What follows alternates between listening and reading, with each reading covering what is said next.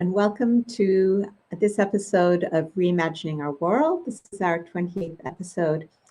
It's wonderful to have you join me today. So let's just dive straight in. The last time we talked about the importance of taking a three-step process if we want to improve the state of our world. The three-step process entailed identifying a set of shared global ethics or universal principles, achieving consensus around them, and then applying them methodically to solving any given global challenge. And we also addressed the concerns of skeptics who might say this is not possible. And we looked at the fact that this not only can be done, but that it had been done in the recent past with the passage of the principle of the responsibility to protect and its acceptance universally by all the nations of the world in 2005.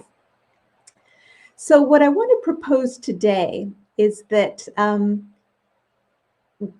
we adopt a new principle, that we take the next step and adopt a really important new universal principle. And that universal principle is what I would term the responsibility to protect our global commons.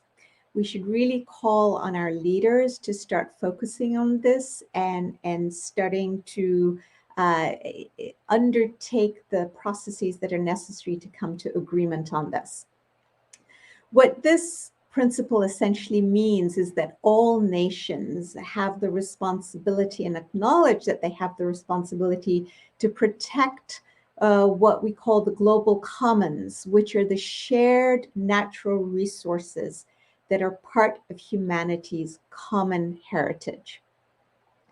So why is this not only important, but a necessary step if we are to create a better world? Well, for one, if we are to effectively tackle one of the biggest global challenges of our time, which is climate change, we will need to start here. Why is that? Well, we know that in order to stop global warming, to arrest the process, and to limit it to warming not beyond 1.5 degrees centigrade above pre-industrial times by the end of 2100, by the end of the century, we know that we need to stop burning fossil fuels, stop spewing carbon dioxide into the air, and replace our use of fossil fuels with clean sources of energy, right? And a classic example of this is cars. So instead of having fuel-driven cars, we need to shift to having electric cars. At least that's the thinking now. But in order to have electric cars, we need to have access to certain minerals that are necessary to create the lithium-ion batteries that power these cars. So some of the essential minerals that are necessary to do this are cobalt, lithium, and nickel. And unfortunately, as with most natural resources that are critical to all of us, they're not found everywhere in the world. Not every country has access to them, but they're found in a few places. For instance, like the Democratic Republic of the Congo, or Indonesia, the Philippines, New Caledonia, Chile, Argentina, and so on. Another thing we know that we need to do to tackle climate change and to arrest and in any event mitigate global warming is to preserve what are called carbon sinks. So things like forests that absorb vast quantities of CO2 and in return give us wonderful oxygen. And the oceans do the same. Unfortunately, we know that these forests, like those in the Amazon and in Siberia and those in the Congo, which are really viewed as the lungs of the world because they do absorb this carbon dioxide in vast quantities and give back oxygen, they are under threat.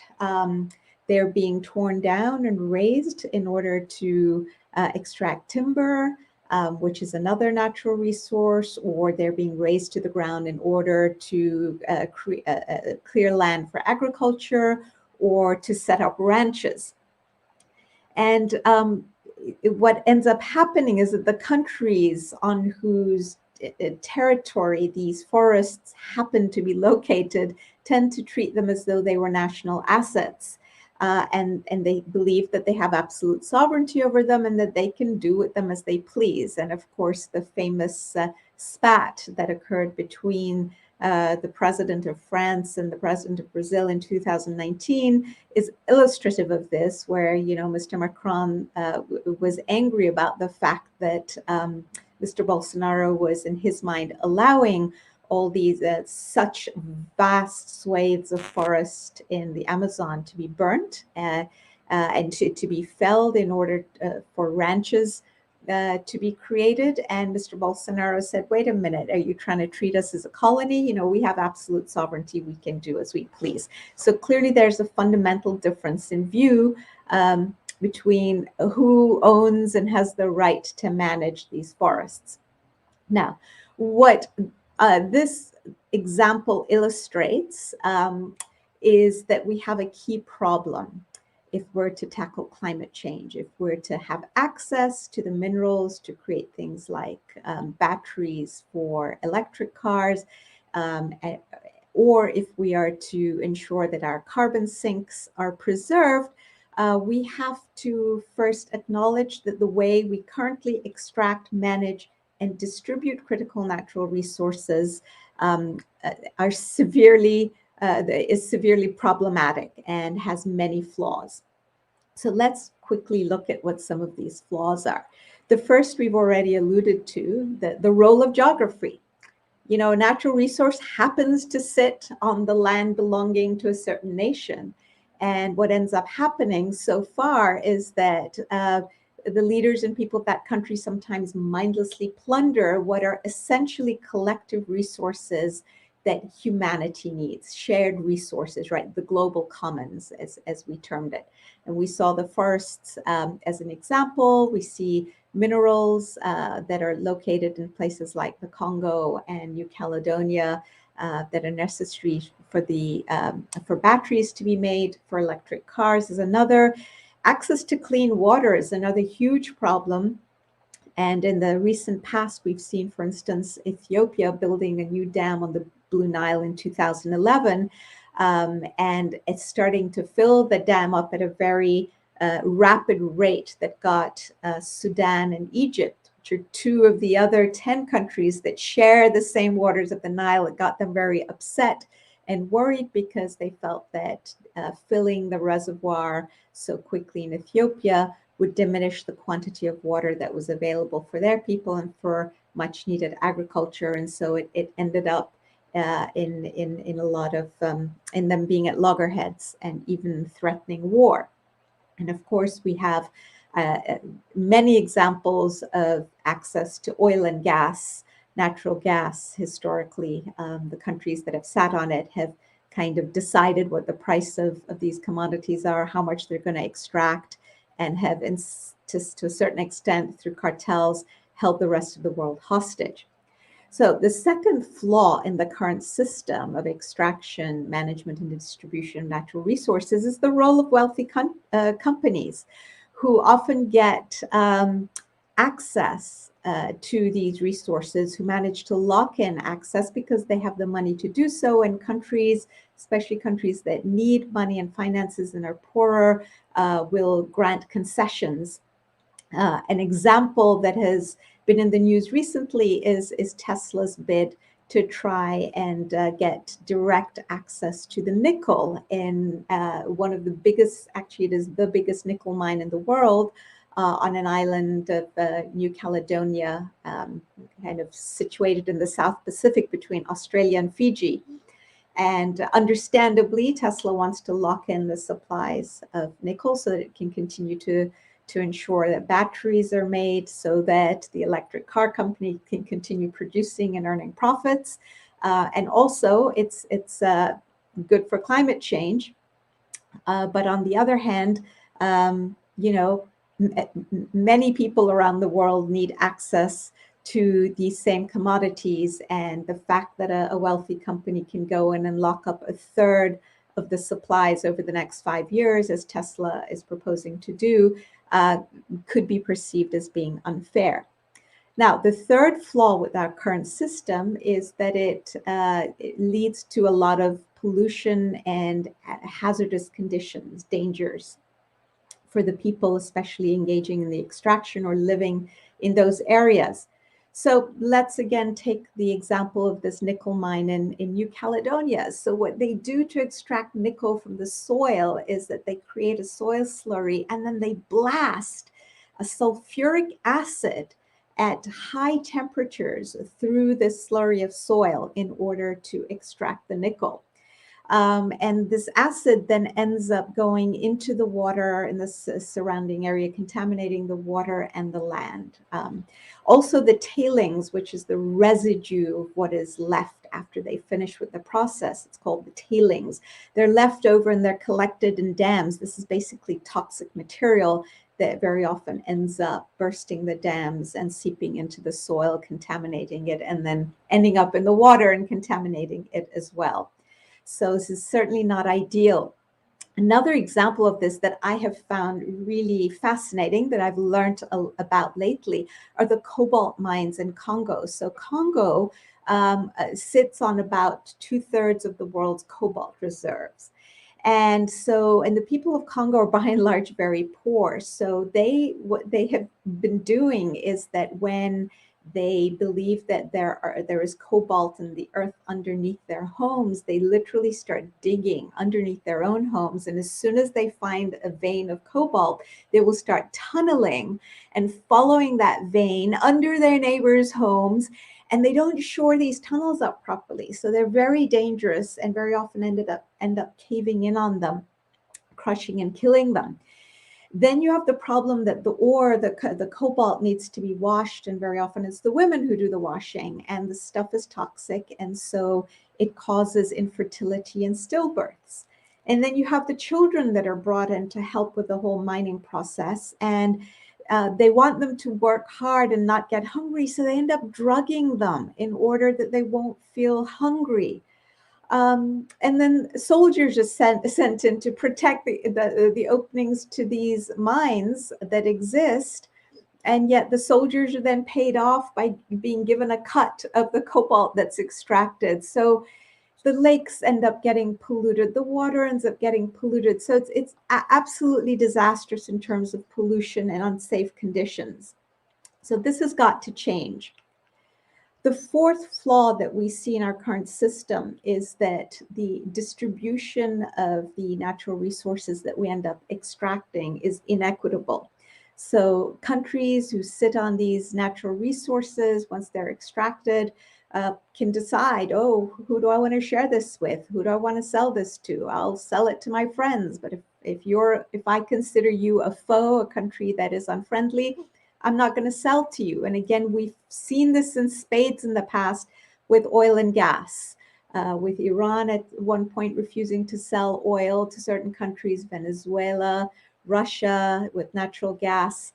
And so, one country being able to hold other countries who need critical natural resources, whether they're for energy or for other reasons, like producing batteries, to hold them hostage.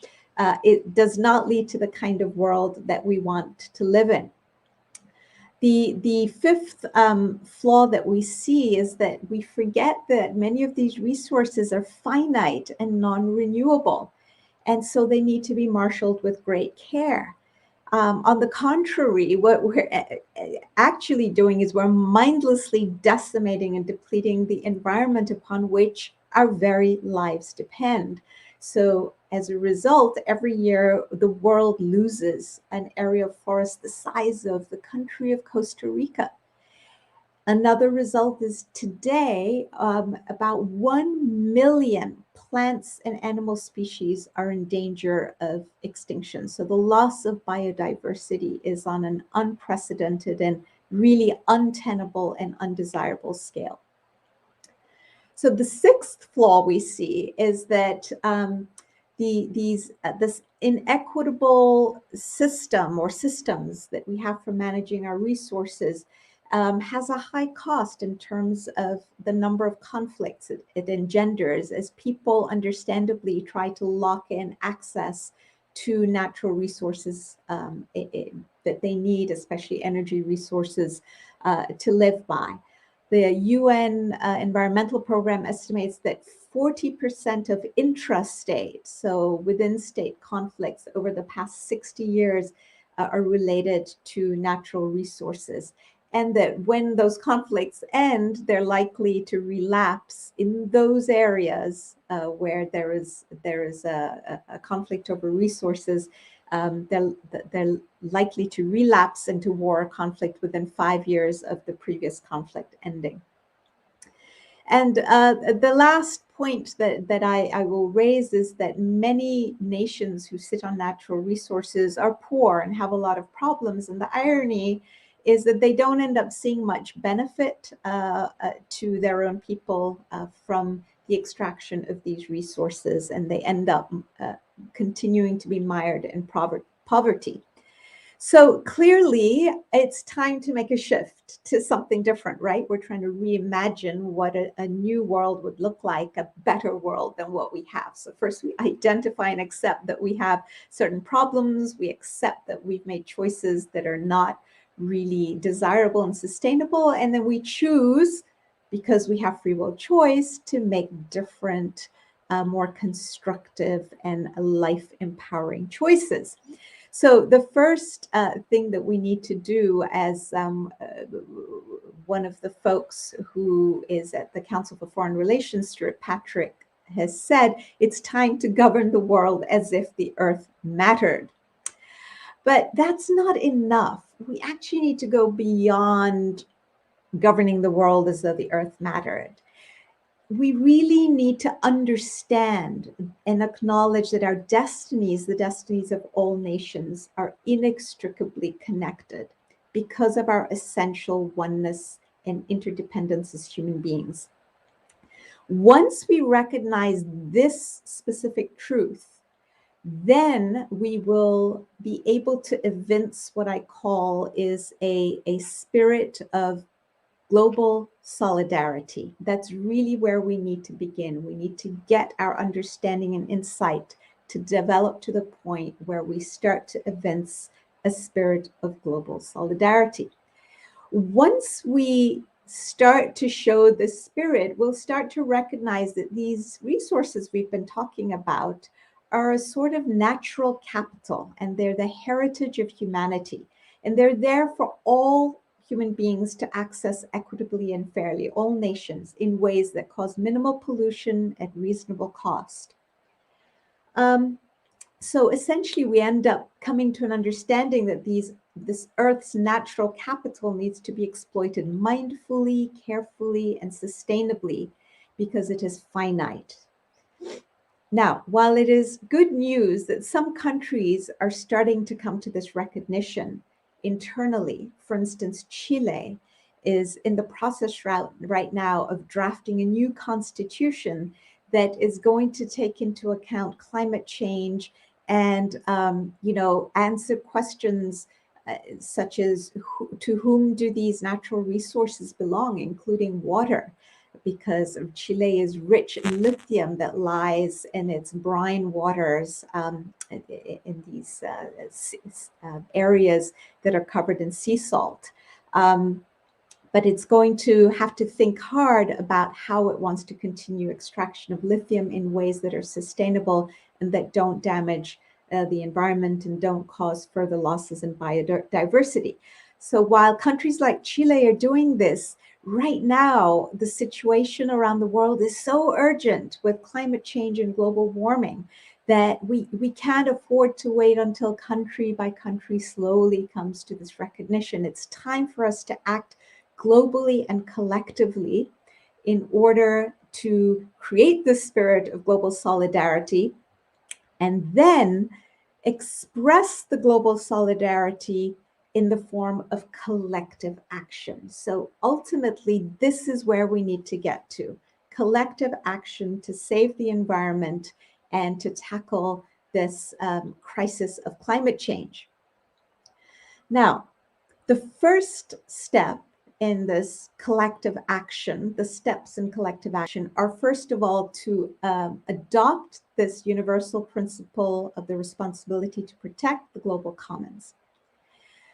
We do that by starting to define what we mean by the words natural capital or global commons. In other words, what do we mean by these shared resources?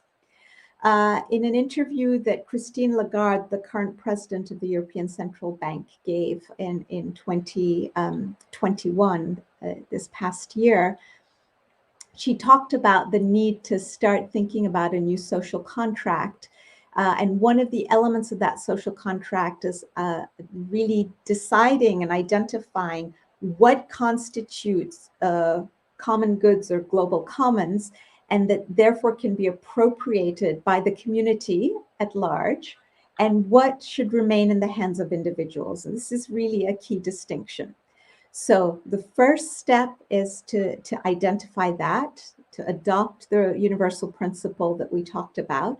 And then having decided and agreed on what these shared global commons are, take them and pool them in the hands of a supranational institution that acts for the collective good, in the collective interest, that represents first and foremost the interests of humanity as a whole.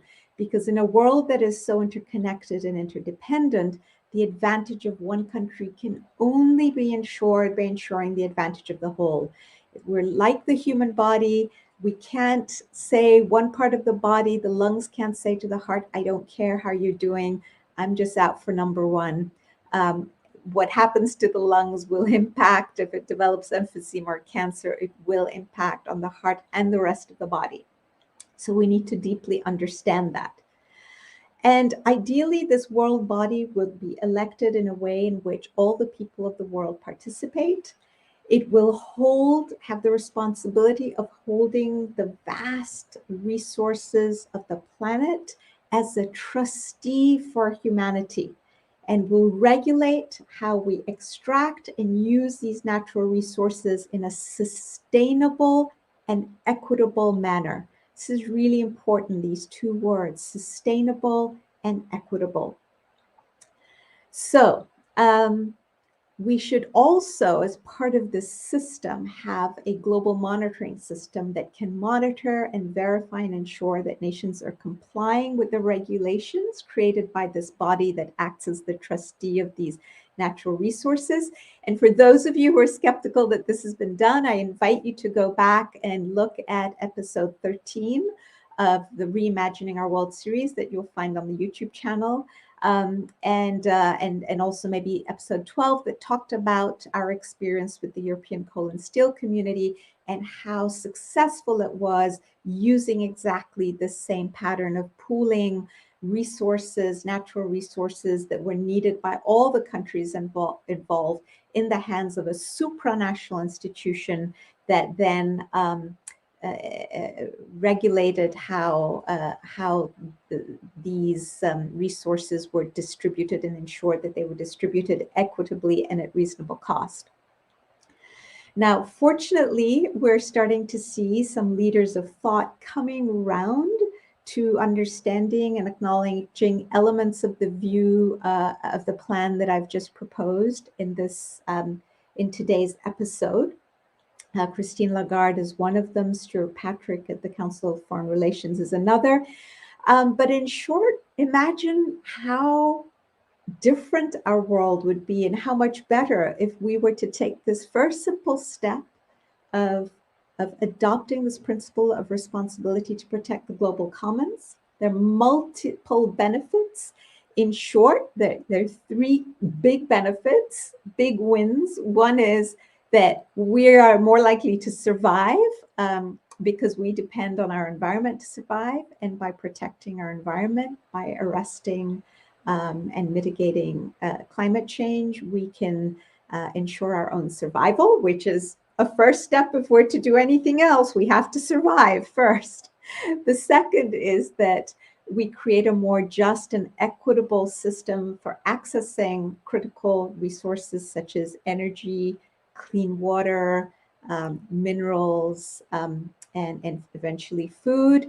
And thirdly, we'll see a dramatic reduction in conflict that will lead to peace. So we'll have a more peaceful world, a more just world, having survived.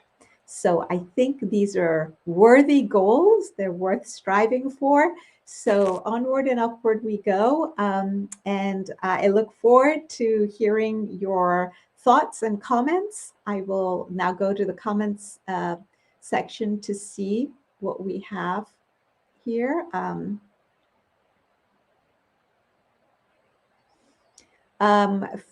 From Nola, what will it take for nations to acknowledge the principle of universal global commons? Will it require all nations to accept this?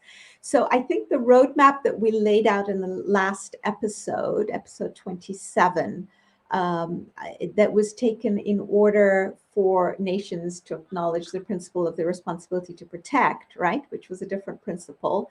We can use the same roadmap. And it was a 5-year process. It involved going out and talking to the leaders of all nations, kind of having conversations with them and dialogue about why such a principle was really important for the welfare and well-being of their own country and their own people. So we have to be persuasive, getting them on board, using language that appeals to their better natures, and